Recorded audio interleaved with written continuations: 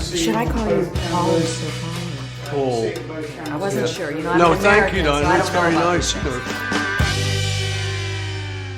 You've been vegetarian for 40 more years, right? Long time, yeah. Yeah, and not just one day a week, but 24/7. Yeah. How has that affected your life? I love it, you know, and I get mates, you know, and people say, so don't you miss your sausages and stuff? And Well, do you? don't. Oh, No, you don't. you don't. Okay. You don't. There's so much good vegetarian food these days anyway, that you've got more than enough. My original thing, which still is at the core of why I'm a vegetarian, was compassion. You know, I was brought up, you're taught this idea of being compassionate towards children, animals.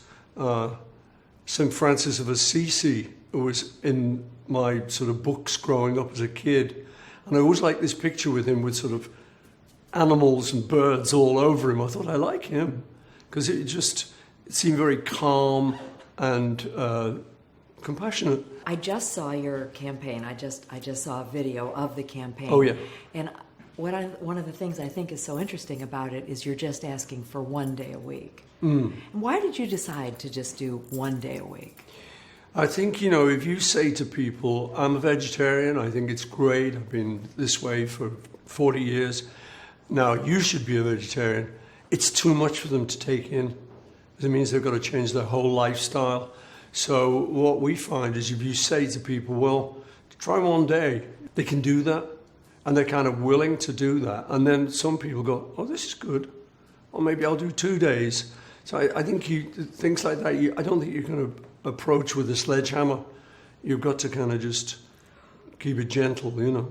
Well, sometimes, you know, I see environmentalists with messages and it sounds like moralistic scolding, and I don't know that it's terribly effective.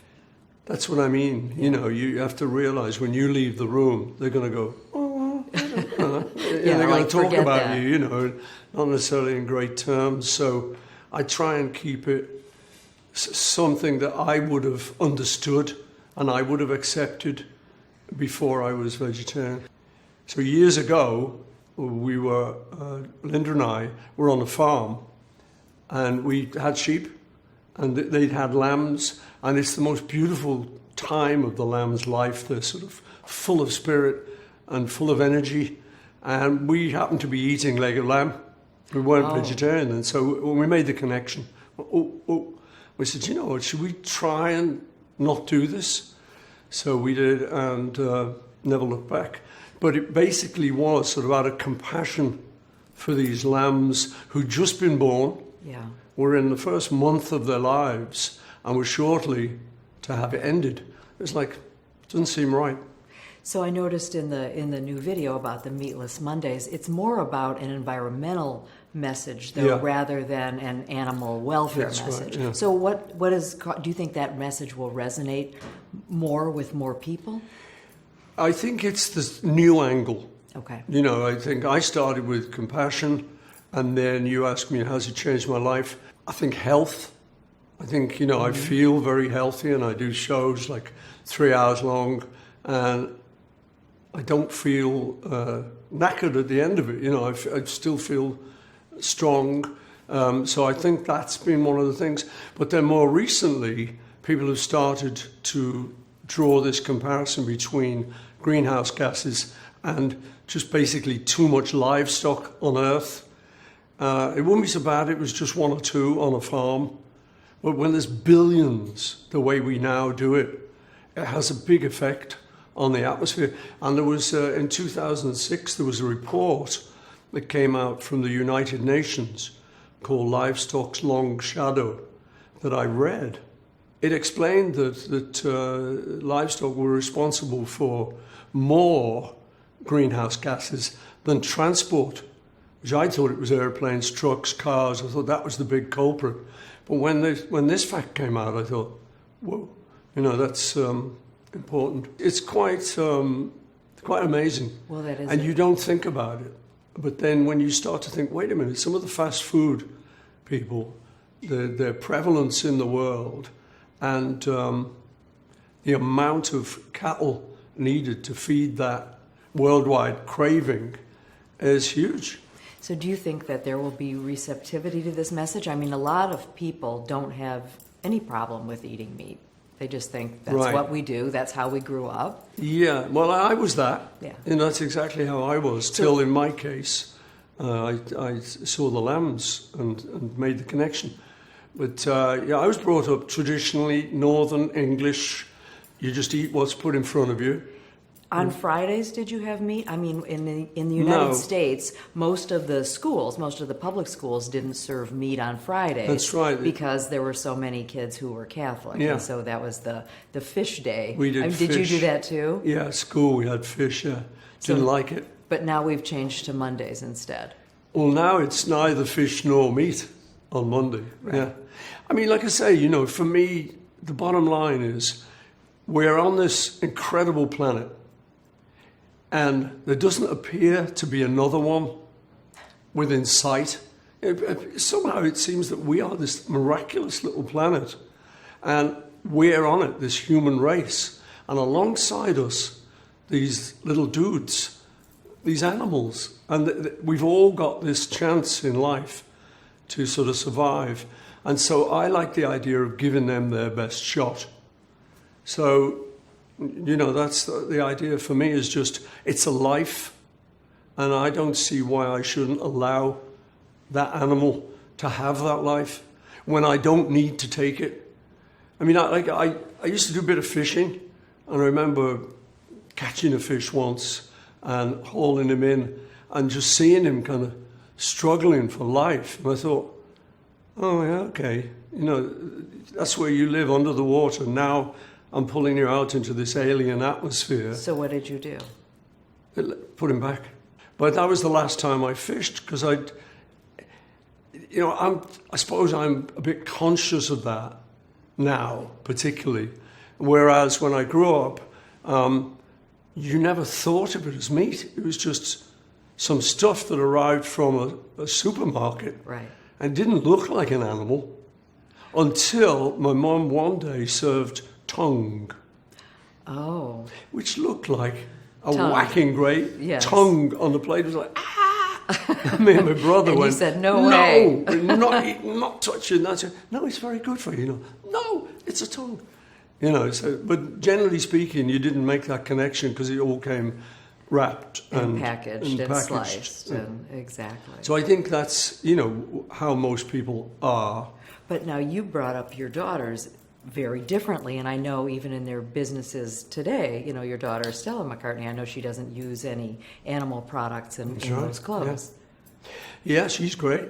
My kids are great, and they have always been vegetarian with the option that if they wanted to change, they could. And they never And wanted they never to. wanted to, and they bring up their kids now.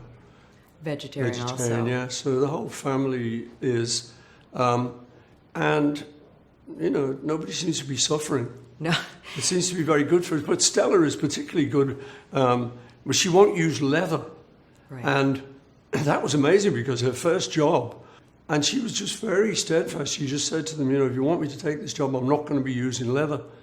And then she went to the factories in Italy and talked to the women there, particularly, who made all this, and said, have you got any good substitutes? They said, oh, yeah, you know, we've got this and this and this and this. So she started to make shoes. Mm-hmm. Are you wearing leather shoes? Yeah, these are Stella's, actually. No, these are Stella's. These are okay. These are my fake blue suede shoes. They're very handsome. I think there's a tension a little bit sometimes, though, between we're able to say we're not going to eat meat a day a week or not eat meat at all. Yeah. You know, in a lot of parts of the world, though, there are people for whom raising livestock is their livelihood, and that in parts of the world, even having one pig or one goat or one cow is sort of the road out of poverty.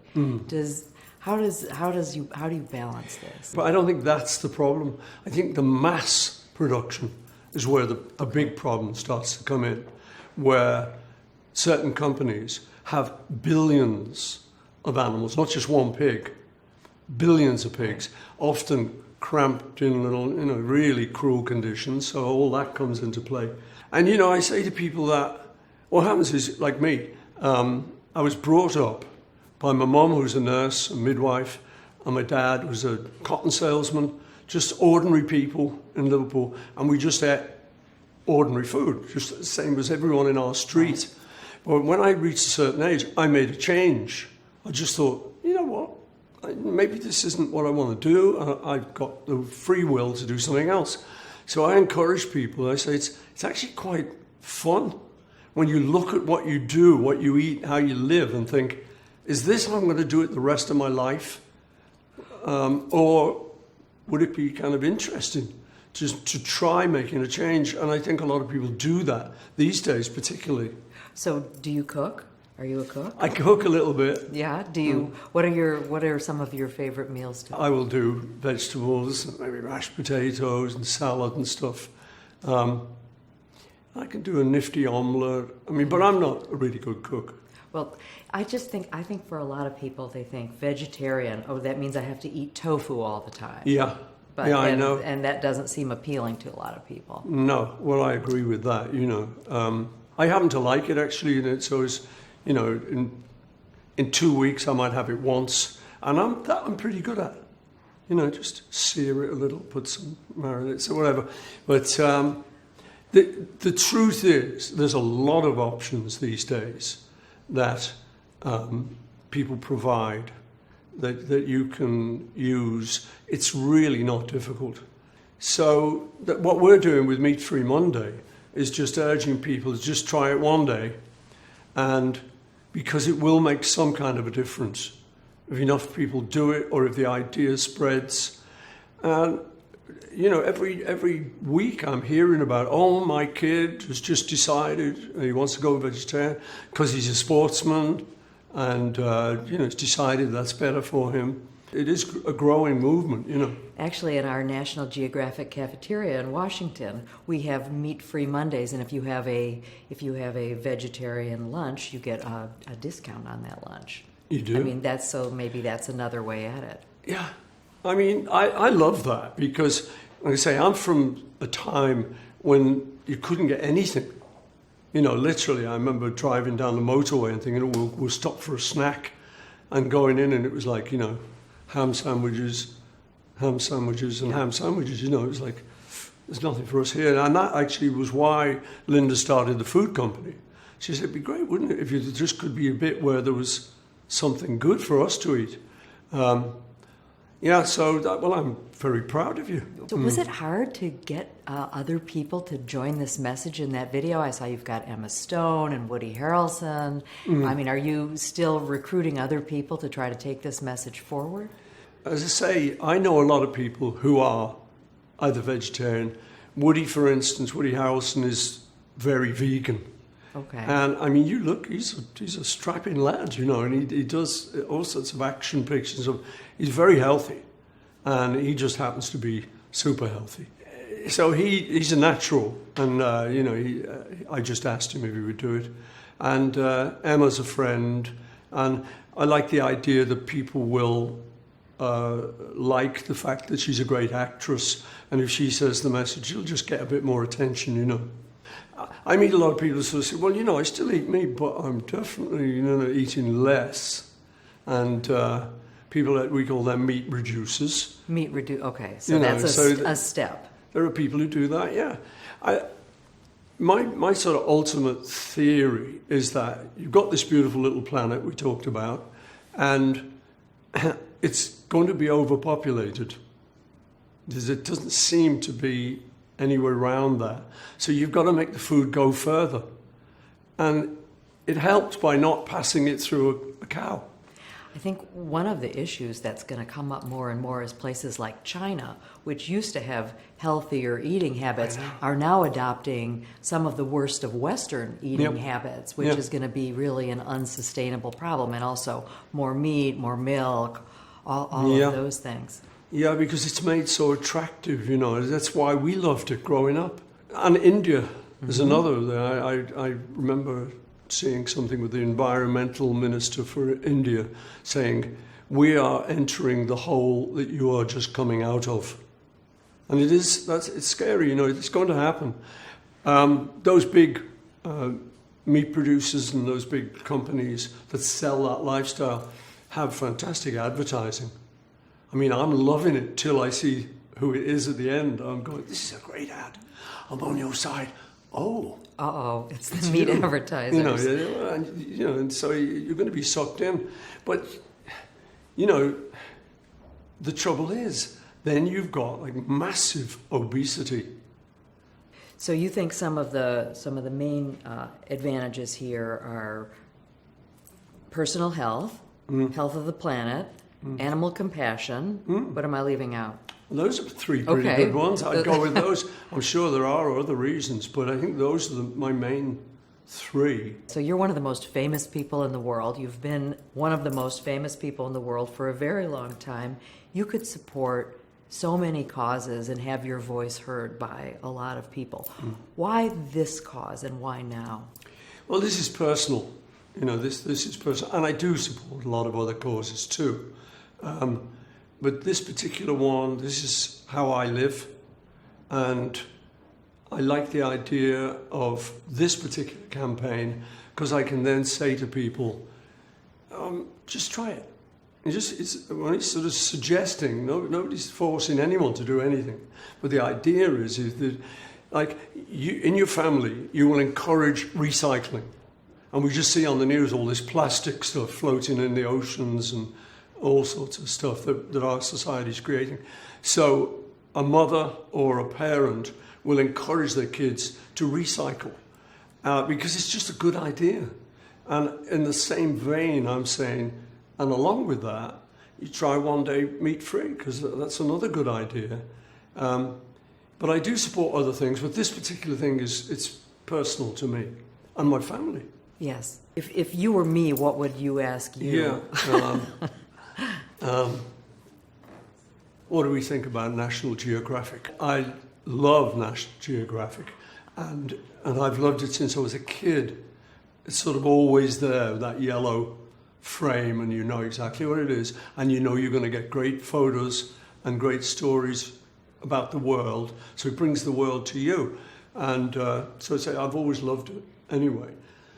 But one particular issue I saw in the 60s had a woman, and she looked very proud, and she had a baby. And I saw that as a kind of Madonna thing, mother and child. And I could just, sometimes you see pictures of mothers where you go, she's a good mother. You can just tell there's a bond, and it just affected me, that photo. And so I was inspired to write Lady Madonna, my song, from that photo. That's amazing. There's a good reason to like that. That is amazing. Well, one of the things we try to do at National Geographic actually relates very much to this, which is show people the world and show people, the animals and the landscapes and the, the way the planet is changing. And I know you're trying to address a lot of that in this campaign. Yeah, I think, when you realize that there are kids who've never seen a farm animal or a wild animal because they live in cities and they'll see dogs, occasional cat or whatever. But, they just don't know about things like that. So I think it's kind of nice to tell them about it. And something like National Geographic tells them and shows them. And it makes it really obvious, oh, wow, these are wolves. You go, oh. And so I think inner city kids, I think that kind of helps to give you a feeling of what's out in the world. So I like that about it. It was always that for me. Well, I hear that from people all the time, how they would open the magazine and get a sense of the world that otherwise they never had because, lots of us didn't grow up traveling around the globe as kids. And so we got to see everything. That's right. Yeah, I think that is one of the great things about it. Well, Paul. And great photography. And great photography. Yeah. Well, Paul, I just want to thank you so much for talking to us about your campaign and sharing your feelings about it. Well, thank you very much. I'm honored to be in NG. Well, thank you. Cheers. Thanks a lot. Thanks.